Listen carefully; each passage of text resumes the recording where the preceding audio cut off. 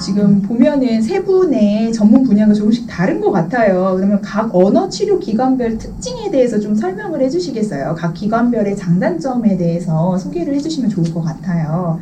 먼저 갱이님. 네, 저부터 한번 해보도록 하겠습니다. 네, 저 같은 경우에는요, 사설 언어 치료 재활기관에서 가장 많이 이제 근무를 하였는데요.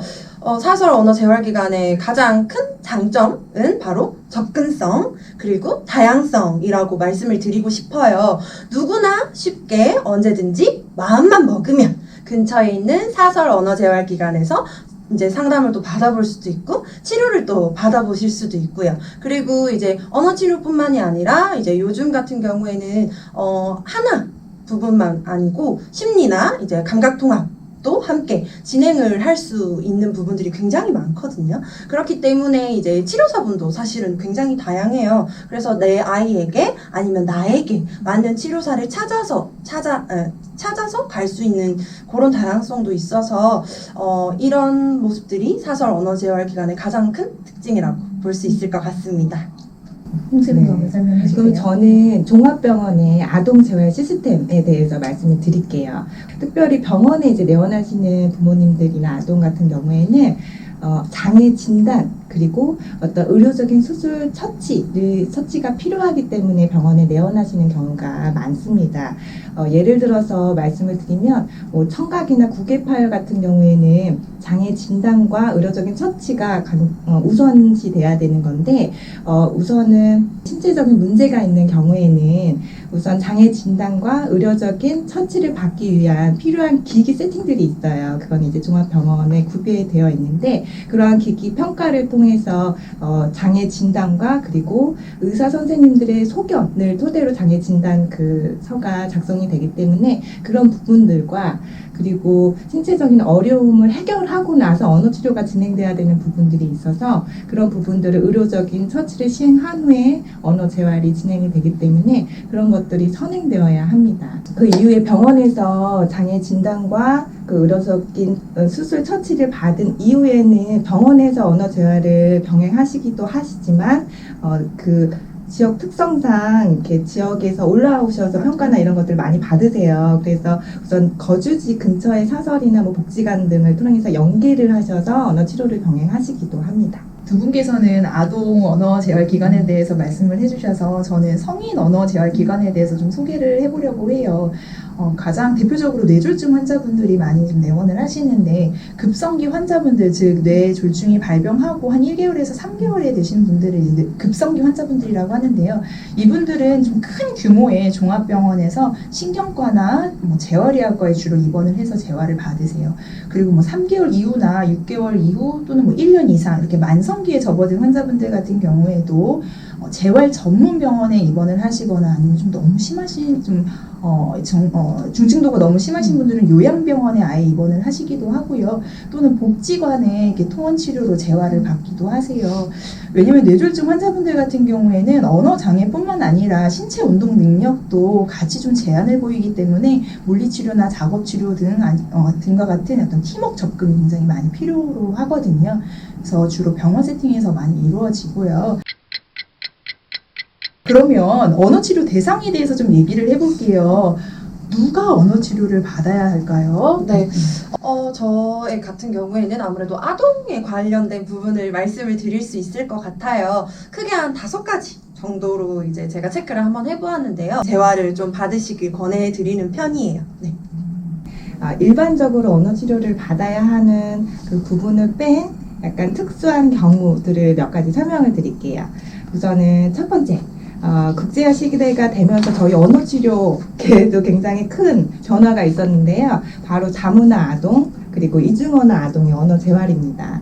우선 다문화 아동 같은 경우에는 그 가정 환경 특성상 모국어의 혼동이 있을 수 있는데요. 이제 엄마의 모국어에서 오는 그 모국어와 그 아빠가 가지고 있는 한국어와의 이렇게 언어 충돌이 아이가 받아들였을 때 그 언어를 결정적으로 이렇게 습득해야 하는 그 결정적인 시기에 언어 혼동으로 인해서 특별한 어려움이 없는데도 불구하고 언어 지연이라든지 뭐 학습장애, 좋은 문제 등 여러 가지 문제들을 보이고 있습니다. 이때 저희 언어재활사들이 투입이 돼서 지금 언어 치료를 진행하고 있고요. 두 번째는 아동의 비음이나 어떤 성대 결절과 같은 음성 문제로 인한 언어 재활입니다. 상대방의 입장에서 말 명료도를 떨어뜨리게 함으로써 의사소통이 원활하지 않게 방해가 되는 경우가 있어요. 이런 경우이거나 아니면 또래 아동과의 이렇게 관계에서 또래 아이들이 많이 놀릴 수 있죠. 제 구슬 너무 심해. 뭐 이런 식으로 놀림을 당해서 본인 스스로 수치감이 있거나 어떤 위축이 되는 경우라면은 언어 치료나 언어 평가 이런 것들 한번 의뢰를 해보실 수 있으실 것 같아요.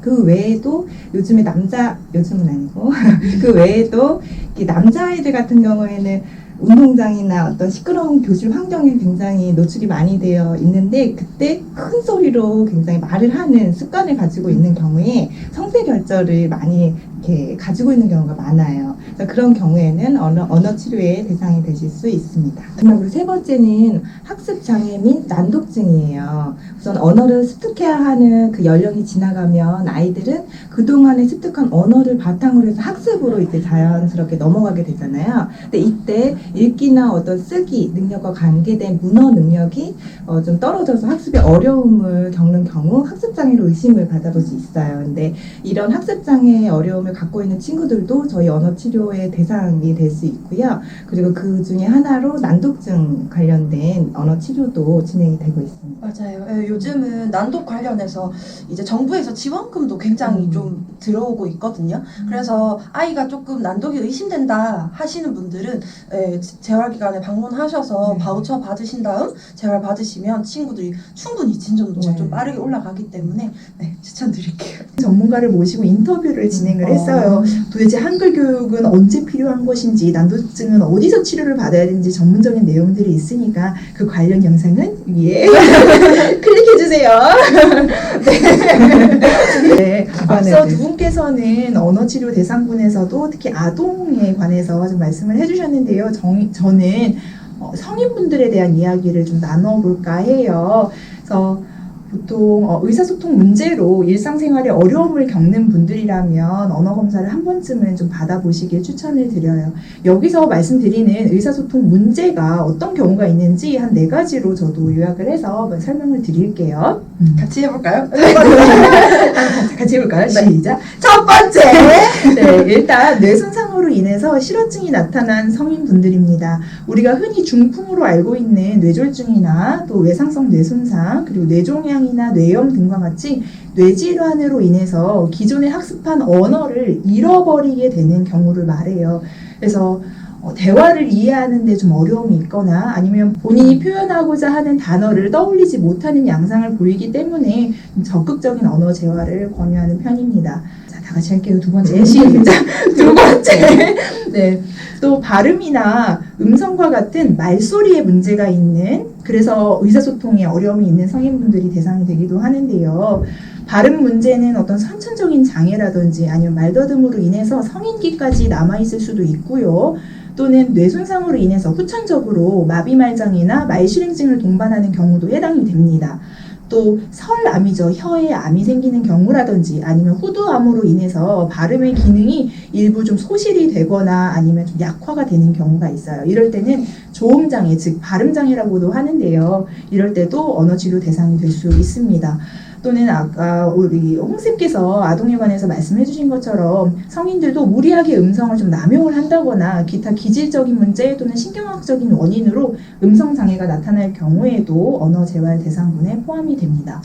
세 번째 한번 가주세요. 세 번째. 인지장애로 인해서 의사소통 문제를 보이는 성인분들입니다. 인지장애는 어떤 파킨슨병이나 치매와 같은 퇴행성 뇌질환일 수도 있고요. 또 뇌졸중이나 외상성 뇌손상, 뇌종양 이것도 마찬가지로 좀 뇌손상이라고 할 수 있는데요. 뇌질환으로 인해서 인지장애가 나타날 수 있어요. 그래서 기억력이라든지 주의력, 문제 해결력이라든지 아니면 추론 능력 등의 전반적인 인지기능 저하로 의사소통하는 데에도 문제가 보일 수 있어요. 그런 경우에도 언어재활사에게 의뢰가 될 수 있습니다. 마지막으로 한번 해주세요. 네. 마지막으로 네 번째. 번째. 네, 좀 특별한 케이스들을 말씀드리고 싶은데요. 어떤 기도 확보를 위해서 병원에서 갑자기 기관 절개술을 하시는 분들이 있어요. 그분들은 이 튜브를 제거하기 전에 발성 연습이 좀 필요한 부분도 있는데요. 그거 이제 언어 재활사에게 의뢰가 될 수 있고요. 그리고 선천적으로 지적 장애가 있거나 자폐 스펙트럼 또 뇌성마비 등을 가진 분들도 해당이 돼요. 네, 하지만 현실적인 좀 문제 때문에 적극적인 언어 재활을 성인기까지 지속적으로 받는 데는 조금 제약이 맞아요. 따르는 것 같습니다. 네. 네, 이때 언어 재활의 목표는 발병 전에 본인의 의사소통 습관을 찾는 것이기도 하지만 아무래도 신경학적인 손상이 있다 보니까 본인이 갖고 있는 그 잔존 능력을 최대한 활용을 해서 의사소통을 좀 원활하게 하실 수 있도록 하는 것이 언어 재활의 목표라고 할 수 있겠습니다.